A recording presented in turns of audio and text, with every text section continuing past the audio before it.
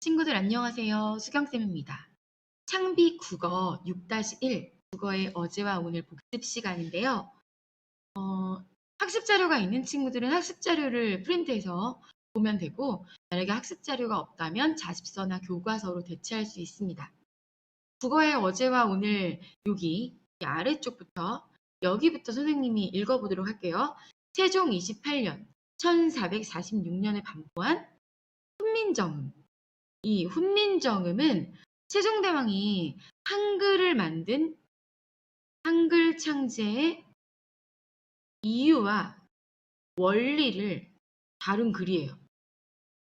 근데 이제 세종대왕이 훈민정음을 이제 막 만들었잖아? 그럼 이제 이 글자를 아는 사람은 전 세계에 단 한 명이에요. 누구? 한글을 만든 세종대왕. 자기 자신이겠죠? 그래서 세종대왕은 자기가 이 글자를 왜 만들었는지, 원리는 뭔지 다른 사람에게 설명하기 위해서는 얘를 이제 한문으로 쓴 거지. 한문으로 기록했는데, 그렇게 세종대왕이 한문으로 기록한 것을 세조 때의 언해, 한글로 기록한 걸 우리가 지금 배우는 거예요. 세종대왕은 이런 형태로 쓴 게 아니라 한문 버전으로 썼다. 자, 그런 내용이었고, 여기서 중요한 것은 15세기 국어라는 거. 이 세종어종민정음은 15세기 국어의 모습이라는 걸 우리가 좀 기억해 주면 좋겠습니다. 자, 15세기 국어는 그럼 어떻게 생겼나? 제목부터 우리가 보도록 할게요. 세종어제훈민정음. 제 제목이 있는데 선생님이 읽은 거랑 좀 다르게 생겼어. 세종 아니고 여기 생 이렇게 써있는데 얘는 음가가 없어요. 자, 음가가 없다는 건 발음나지 않는 형식적인 종성, 형식적인 받침이 존재했다는 건데 이렇게 형식적인 종성을 사용하거나 균깃 이렇게 중국어 원음에 가깝게 표기하는 걸 우리가 뭐라고 배웠더라? 네, 맞아요. 이 부분을 우리가 이 두 가지를 동국 정운식 한자음 표기. 동국정운은 책 이름이고 동국정운이라는 책에 나오는 방식으로 한자음을 표기하는 것을 우리가 동국정운식 한자음 표기라고 하는데 이 동국정운식 한자음 표기는 두 가지로 정리할 수 있죠? 첫 번째, 가짜 받침, 형식적 종성, 그러니까 음가가 없는 이응을 받침에 붙여준다. 그래서 초성, 중성, 종성 체계를 다 갖출 수 있게. 그래서 여기 사용된 건 여기 요 이응은 진짜 음가가 있는 이응, 여기는 음가가 없는 이응, 여기도 없는 이응, 여기는 있는 이응. 받침에 있는 이응들은 음가가 있는지 없는지 반드시 구분해 주셔야 돼요. 자, 여러분 그럼 여기에 있는 초성에 있는 이응은 음가가 있나요, 없나요? 네, 맞아요. 초성에는 어차피 음가가 현재도 없습니다. 음가가 있는 이응과 음가가 없는 이응을 구분해 주는 거 동국정운식 한자음 표기에서 중요하고 두 번째, 동국정운식 한자음 표기의 두 번째 방법은 이렇게 균기계사처럼 중국어 원음에 가깝게 이상적인 한자음. 자, 여러분 이거 현실 한자음과 헷갈리시면 안 돼요.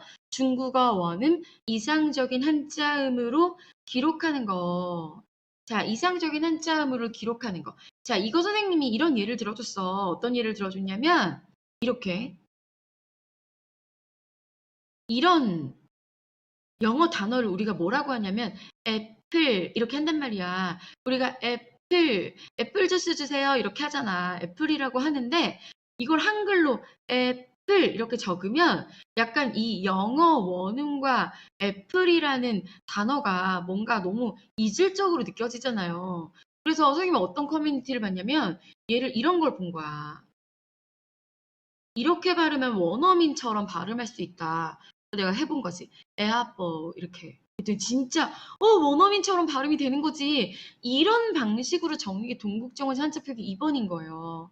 현실의 한자음이 아니라 이상적인 한자음이다. 물론 선생님이 여기다 이렇게 영어를 예로 들었지만 이렇게 에아뻐 이렇게 하면 왠지 원어민 같은 그런 느낌이잖아? 자, 그런 느낌으로 적어주는. 그래도 현실적인 한자음. 현실적인 한자음이 아니라 이상적인 한자음으로 표기하는 방식이 동국정운식 한자음 표기의 예시였어요. 그러면 이 세종어즈 훈민정음에 나오는 동국정음식 한자 표기가 어디 어디 나타나는지 선생님이랑 같이 찾아보기로 하겠습니다.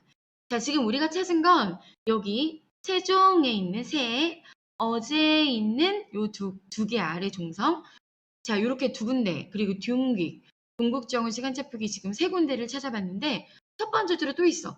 문자인데 형식 종성 이응이 붙어 있는, 자, 동국정음식 한자 표기 1번이었고, 그 다음에 두 번째 줄은 없고, 세 번째 줄에 찾았어요, 여러분? 어디예요? 위하야 돼야 되는데, 여기 윙 돼 있으니까 여기도 1번, 동국정음식 한자 표기 1번 사용됐고, 그 다음에 그 밑에 줄에 28자 돼야 되는데, 여기 가짜 받침 이응 있으니까 이분도 동국정음식 한자 표기가 사용됐고, 마지막 줄에 편안하다 해야 되는데 편안케, 여기 동국정음식 한자 표기가 2번이 사용된 부분이었어요. 자, 여기까지가 동국정음식 한자 표기라고 할 수 있을 것 같고, 자, 그럼 이제 우리는 본문으로 가서 자, 첫 번째 줄부터 읽어보도록 합시다. 자, 나란 말. 자, 나란 말. 첫 번째 줄에 나란 말을 보면요. 이 나란 말은 나라, 원래 얘가 히읗으로 끝나는 히읗 종성 체언이었어요. 거기에 시옷이 붙은 거지. 이 시옷 뭐더라? 네, 관형격 조사 의. 그래서 나라의 하고 여기 있는 말씀은요. 원래 말씀은 과거의 언어라는 뜻이었어요.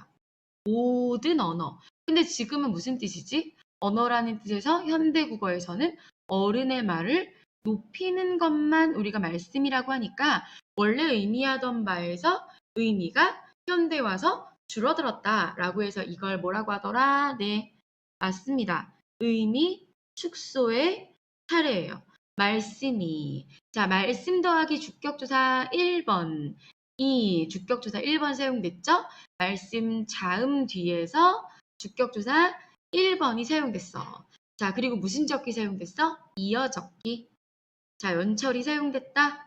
자, 나라의 언어가, 나라의 말씀이 둔기에, 자, 세종어조훈민정음에서 진짜 엄청나게 중요한 요 에, 여러분 이 조사 기억하셔야 돼요.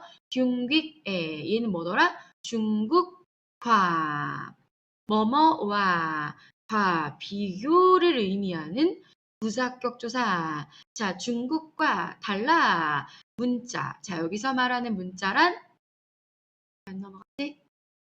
네, 여기서 말하는 문자란 중국의 한자, 한문과 해야 되는데 여기 와로가 사용됐어. 여기에 있는 와로도 중요합니다. 자, 한문과 얘는 함께, 공동, 함께, 공동을 의미하는 역시 부사격 조사였어요. 그래서 여기는 여러분 비교를 의미하는 애였고 여기 와로는 함께, 공동을 의미하는 와로였다라는 거 좀 기억해주고 그 다음에 서르. 자, 얘는 현대국어에서 서로가 됐는데 서에 어는 모음의 종류가 음성 모음이에요. 자, 여기서 서로의 오는 모음의 종류가 양성 모음이에요. 자, 이쯤 되면 선생님이 여러분이 까먹었을까봐 양성 모음은 뭐고 음성 모음은 뭔지 이걸 지금 여기서 왜 얘기하는지를 다시 한번 설명하도록 할게요. 양성 모음은 이거 이렇게 점 찍는 거 이름 뭐더라? 네, 맞아요. 아래 아를 기준으로 퐁당퐁당 얘가 양성 모음, 을을 기준으로 풍덩풍덩 우리 이렇게 외우기로 했잖아요. 양성모음은 양성모음끼리, 음성모음끼리 사용하는 게 모음조화인데 현대국어는 막 그걸 무시해. 그래서 여기서는 양성이 사용됐다가 여기서는 음성이 사용됐다가 모음조화가 무시됐는데 여기 밑에 보면 서르의 어는 뭐예요? 뭐지? 네, 서르의 어는 음성, 서르의 의도 음성. 자, 옛날에는 15세기, 지금 우리 15세기 하고 있는 건데 15세기엔 이렇게 한 단어 안에서도 모음조화가 지켜지는 사례가 있었다라는 걸 여러분이 알아두시면 좋겠고 사마띠에서 진짜 많은 걸 알 수 있죠. 자, 사마띠의 원래 모양은 타, 마 밑에 치읓 받침이었어. 그래서 다. 얘가 원래 기본형이었죠. 사마따에서 다를 떼고 디를 붙였어. 근데 지금 이게 사마띠가 뭐야? 얘는 현대국어의 통하다에 통하, 다를 떼고 지를 붙인 구조와 동일합니다. 그럼 여기서 나오는 치읓은 분명히 여기 치읓인데 여기는 뭘로 돼 있어요? 네, 시옷으로 돼 있잖아. 뭐 때문이게? 치읓을 여기 써봤자 발음이 안 나. 그걸 뭐라고 하죠? 네, 팔종성법에 의해서 치읓이 발음 나도 표기가 안 되니까. 무슨 소리야? 발음이 이상한 소리 하고 있어 지금. 여러분 정신 차리고 잘 들으세요. 선생님 지금 너무 온라인 수업이 너무 지쳐가지고 막 이상한 소리 하고 있어. 어차피 치읓으로 써봤자 발음이 안 나니까 발음이 나는 시옷으로 써주는 것이 팔종성법. 그러니까 치읓으로 쓰면 이거는 팔종성법이 아닌 거야. 치읓이 나타나는 순간 팔종성법이 아닌 거죠? 자, 팔종성법에는 뭐 있어요? 네, 맞아요. 그녀 다리만 호세 예디응. 자, 요 8개로만 받침에 기록하는 게 팔종성법. 그런데 여기는 팔종성법이 적용된 사례라고 할 수 있겠죠? 치읓 대신에 시옷으로 썼으니까요. 그 다음에 여기 타마띠에서 디귿이 현대국어에서 지읒으로 바뀌는 현상, 이렇게 슉 바뀌는 현상을 우리가 뭐라고 하죠? 네, 국외음화라고 하는데 지에서는 국외음화가 적용됐습니다. 그런데 D에서는 국외음화가 적용되지 않아서 여기 국외음화 X 우리 필기했던 거 아마 여러분 기억이 나실 거예요. 국외음화가 사용되지 않았다. 자, 총정리를 해보면요. 사마띠에서 팔종성법은 적용이 됐고 국외음화는 적용되지 않았다. 자, 요거 기억해 주셔야 돼요. 자, 사마띠 아니할세. 아니할세. 자, 요거 읽어보면 아니는 부정이고요. 하다에다가 뭐뭐 리을 사이가 결합된 거죠. 얘는 하다, 동사하다를 의미하고 얘는 뭐뭐무로, 아니함으로, 이런 전차로. 자, 여러분 이 전차라는 단어는 현대에 없어진 단어, 까닭이나 이유를 나타내는 이런 까닭으로 어린, 여기 엄청나게 중요한 어린입니다. 이 어린 무슨 뜻이었죠? 어린. 네, 맞아요. 자, 옛날에는 얘가 어리석다, 어리석은이라는 뜻이었는데 현대국어에서 나이가 적은으로 바뀌었어요. 그래서 의미가 어떻게 된 거야? 달라졌어. 의미 이동의 사례라고 할 수 있겠습니다. 자, 어리석은 백성이 옛날에는 백성 바익성 이렇게 읽었죠. 백성이 자, 백성이 명사인데요. 이 명사는 뭘로 끝났죠? 음가가 있는 이응으로 끝났다. 왜 못했지? 음가가 있는 이응으로 끝나서 여기에 주격조사를 결합하려고 하면 자음 뒤에서는 주격조사 1번, 주격조사 1번이 사용됐죠? 자, 그 다음에 니르고저, 니르고저. 지금은 얘를 현대국어로 바꾸면 이르고자로 바뀌는데 여러분 여기가 니은이잖아요. 여기가 니은이잖아요. 그런데 이응으로 바뀐 걸까요? 아니요. 초성의 이응은 없는 거니까 니은이 없어지는 거. 이런 거 뭐라고 하더라? 두음법칙. 여기는 두음법칙이 이르고자에서는 적용이 됐지만 니르고자에서는 여기에서는 적용되지 않은 사례라는 거. 자, 기억해주고 이르고자 하다 더하기 오, 얘는 선어말음이라고 생각하면 되고 여기에 리을, 얘는 뒤에 있는 바라는 명사를, 바라는 체언을 꾸며주도록 만드는, 자, 이런 애를 우리가 뭐라고 하냐면 관형사형 전성어미, 관형사형 전성어미 리을이 사용됐어요. 근데 관형사형은 전성어미를 보조해주는 여기 이 여린 히읗의 기능은 바로 이 관형사형 전성어미의 보조 역할인 거야. 요 여린 히읗의 기능은 뭐냐면요. 여기에 있는 바를 된소리로 빠로 발음나게 만들어주는 기능이에요.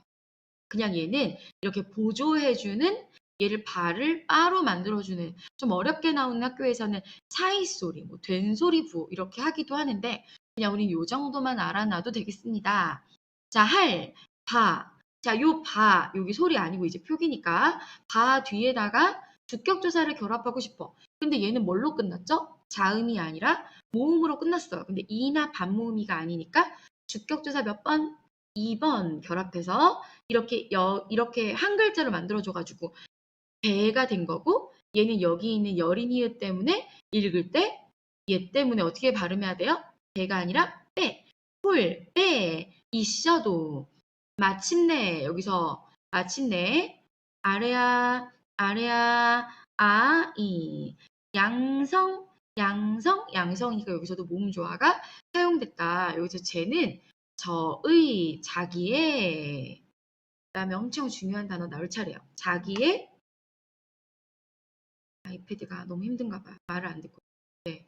자기의 뜻을. 자, 초성에 이렇게 자음이 두 개가 나오면요. 얘는 두 개 다 브드 이렇게 발음을 해줘야 돼. 이렇게 초성에 어두에 자음이 여러 개, 어두의 자음이 두 개 이상 나오는 걸 우리가 뭐라고 하냐면 어두자음군, 어두자음군이라고 하는데 어두자음군이 사용된 사례입니다.